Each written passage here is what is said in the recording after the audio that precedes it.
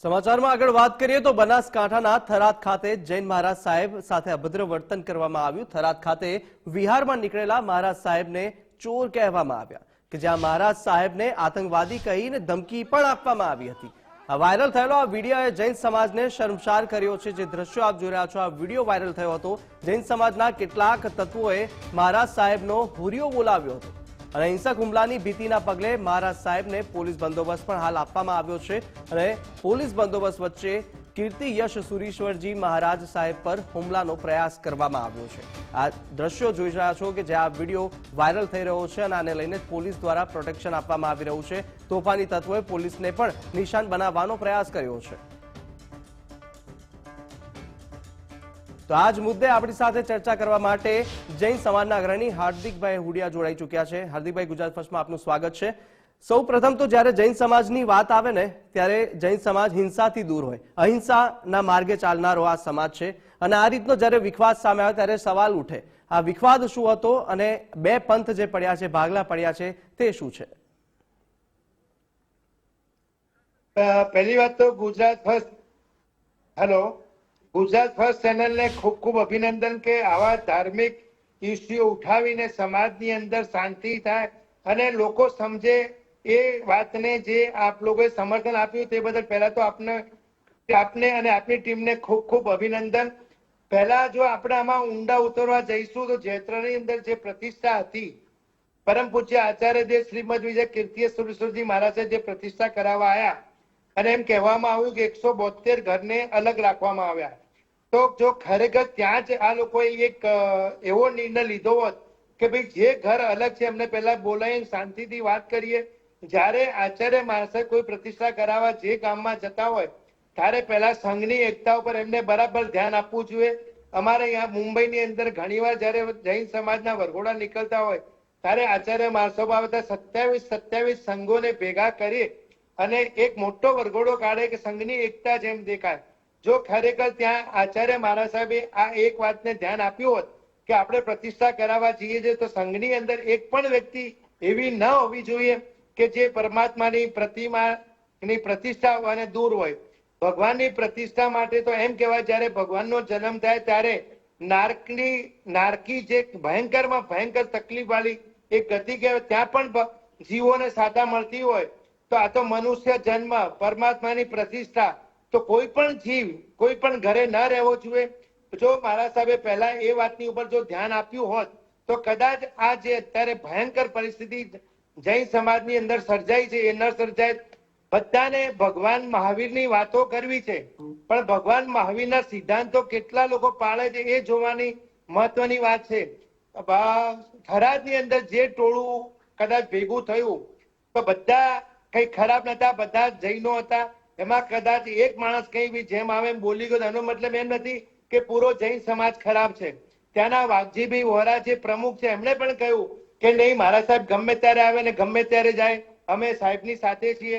પણ સાહેબ જ્યારે અમુક વર્ષો પહેલા જ્યારે સુરતની અંદર હતા ત્યારે એમને એમના 3 થોના જે ગુરુ કહેવાય રાજેન્દ્ર સુરીશ્વરજી મહારાજ સાહેબની વિરુદ્ધમાં જે બોલેલા, તો સાહેબે ખરેખર એમની જો માફી માંગી દીધી, મિથ્યાન્દ્રમ કહી દીધું હોત, એક સાધુએ જો ભગવાન પરમાત્માનો વેશ પહેર્યા પછી ક્ષમા યાચનાનું જો એક અનમોલ ઉદાહરણ આપ્યું હોત તો કદાચ આ જે પરિસ્થિતિ જે થરાદની અંદર સર્જાઈ છે એ ન સર્જાય।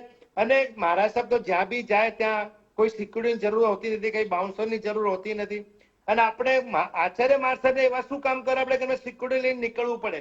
આજે પરમાત્માના પરમ ભક્ત સાધુ મહાત્મા જો ધારે તો સંઘની અંદર એકતા લાવે, પણ આ જે પરિસ્થિતિ ગંભીર સર્જાઈ છે એ ખરેખર ન થવી જોઈએ। ફરીવાર એકવાર ગુજરાત ફર્સ્ટને હું અભિનંદન આપીશ કે આપે આ જે મુદ્દો ઉઠાવ્યો અને એની અંદર ખરેખર ઊંડા જાઓ અને એક સમાધાન એવું સરસ મજાનું આવે કે બંને પક્ષો 3 હોય 4 હોય ભેગા થાય। હું શ્વેતાંબર છું, હું દિગંબર છું, હું તેરાપંથી છું, હું સ્થાનકવાસી છું, પણ આખરે તો હું જૈન છું। આપણે બધા એક છીએ અને એકબીજાની વિરુદ્ધમાં કહેવાનો પણ કોઈ અધિકાર નથી। આપણે સૌ સાથે મળીને કામ કરીએ। ભગવાન મહાવીરના સંતાનો છીએ તો ભગવાન મહાવીરની વાત માનીને ચાલીએ તો આ કદાચ જે સ્થિતિ સર્જાઈ હતી તે ન સર્જાય અને બધા સાથે મળી જો ભગવાનની પ્રતિષ્ઠામાં લાભ લીધો તો કદાચ એની ખુશી કોઈ ઓર જ હોત। હાર્દિકભાઈ, અંજન શલાકા જે થવાનું હતું, કોણ કરશે તેને લઈને આ વિવાદ શરૂ થયો હતો અને આખરે આ વિવાદ બે જૂથ વચ્ચે થયા છે અને જેમાં જૂથ પડી ચૂક્યા છે. અંજન શલાકાનું કેટલું મહત્વ રહેલું છે ને એનું કયા મહારાજ કરશે તેને લઈને જે વિખવાદ શરૂ થયો તે ક્યાંથી થયો હતો? અંજન સલાકા એટલે એક જાતનું જે મંદિર આપણે નવું મંદિર જયારે બને પરમાત્માની મૂર્તિ બિરાજમાન થાય અને પરમાત્માની મૂર્તિની અંદર પ્રાણ પ્રતિષ્ઠા યોજના પહેલા અંજન સલાકા થાય. અંજન સલાકા એટલે પૂરા જૈન સમાજની અંદર એટલી બધી સરસ મજાની એક એવું વાતાવરણ ઊભું થાય અને અત્યારે એક મોટો વિખવાદ એવો ચાલી રહ્યો છે કે એક કે હું પ્રતિષ્ઠા કરાવું, બીજો કે હું પ્રતિષ્ઠા કરાવું. તો જે આ સાધુ મહાત્માઓ જે પ્રતિષ્ઠા કરાઈ રહ્યા છે એમનામાં પહેલા સંમતિ જો આવી ગઈ હોત તો કદાચ આજે આ ગંભીર પરિસ્થિતિ જે સર્જાઈ છે એ ન સર્જાઈ હોત. તો પહેલા તો ખરેખર જો સાધુઓ એક થઈ જાય તો શ્રાવકોને એક થતા વાર નહીં લાગે, પણ સાધુઓની અંદર જે આ તકલીફ પેદા થઈ છે અત્યારે ભલે સંઘના વડીલો એમ કહેતા હોય કે નહીં અમારે ત્યાં કોઈ મતભેદ નતો, કોઈ આ નતું, જો આ કઈ નતું તો આજે આ થરાદની અંદર પરિસ્થિતિ કેમ સર્જાઈ છે સમજવાની વાત છે. ત્યાંના પ્રમુખ વાઘજીભાઈ વોરાએ તો બહુ સરસ મજાની વાત કરી કે આપણે બધા એક છીએ, એક થવું જોઈએ અને એકની રીતે કહ્યું. અને એક માણસ સમજો કદાચ કઈ બોલી ગયો એનો મતલબ એમ નથી પૂરો જૈન સમાજ બોલે છે. હાર્દિકભાઈ, કેટલાક ધનાઢ્ય લોકો છે કે જેઓની હું કરું કરીને જે આગળ આવે છે અને તેમની મનમાનીને લઈને ક્યાંક જૈન સમાજ શર્મસાર થાય છે તેવું આપને લાગે છે?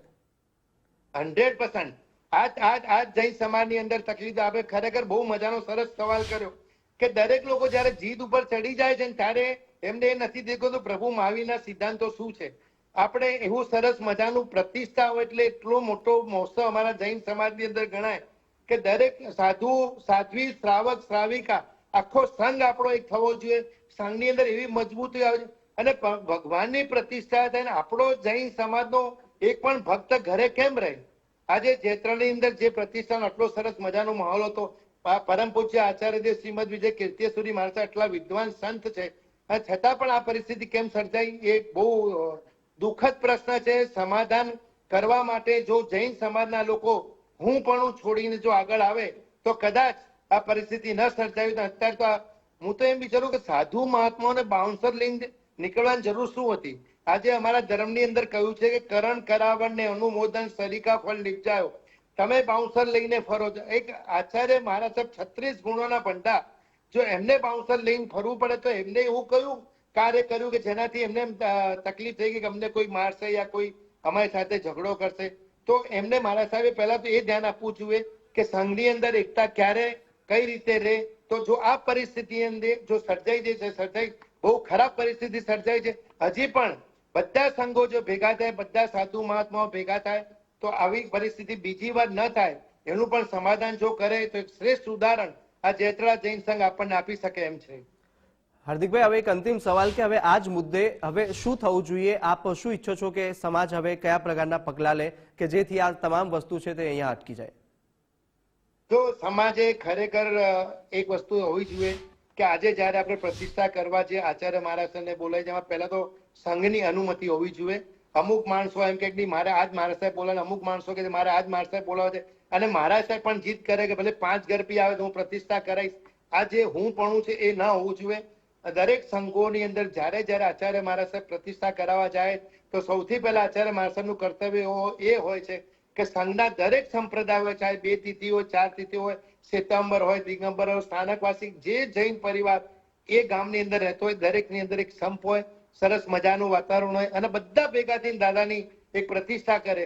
ભગવાન મહાવીર જયારે એની પ્રતિષ્ઠા હોય તો ત્યારે એવો સુંદર મજાનો એક માહોલ એ સંઘની અંદર પેદા થવો જોઈએ અને દરેક સંપ્રદાયના દરેક સાધુ ભગવંતો ભેગા થાય અને એક વાત તો નક્કી કરે કે જયારે બી પ્રતિષ્ઠા હોય ભગવાનની, પરમ કૃપાળુ પરમાત્મા 3 લોકના નાથ જયારે બિરાજમાન થવાના હોય ત્યારે ચારે બાજુ ખુશીનો અનમોલ એક વાતાવરણ હોય. કોઈ અંદર ઝઘડા ન હોય, હું પણ ન હોય અને અમુક લોકો જે જીત કરતા હોય કે નહીં થવું જ જોઈએ એ જીતપણું પણ ન હોવું જોઈએ. ભગવાન મહાવીરના સિદ્ધાંતો પાળો, ભગવાન મહાવીરની વાતો કરો છો, ભગવાન મહાવીરના સિદ્ધાંતોને પણ વળગી રહો. જો એ બાબત એ બધા એક થશે તો કદાચ જિંદગીની અંદર આવા જે આ દ્રશ્યો સર્જાયા હતા તે કદાચ ક્યાંય પણ કોઈ પણ સંઘમાં નહીં સર્જાય એવી મારી મનની ઈચ્છા છે. બિલકુલ હાર્દિકભાઈ, ગુજરાત ફર્સ્ટ સાથે વાત કરવા બદલ આપનો ખૂબ ખૂબ આભાર. તો હાર્દિકભાઈ હુડિયા હતા કે જેઓએ જણાવ્યું કે જે પણ હું પણું છે તે હટાવીને હવે સમાજે એકતા જાળવવી જોઈએ અને આ પ્રકારની ઘટના ભવિષ્યમાં ન બને તેની પણ ધ્યાન રાખવા બાબતે હાર્દિકભાઈએ જણાવ્યું હતું.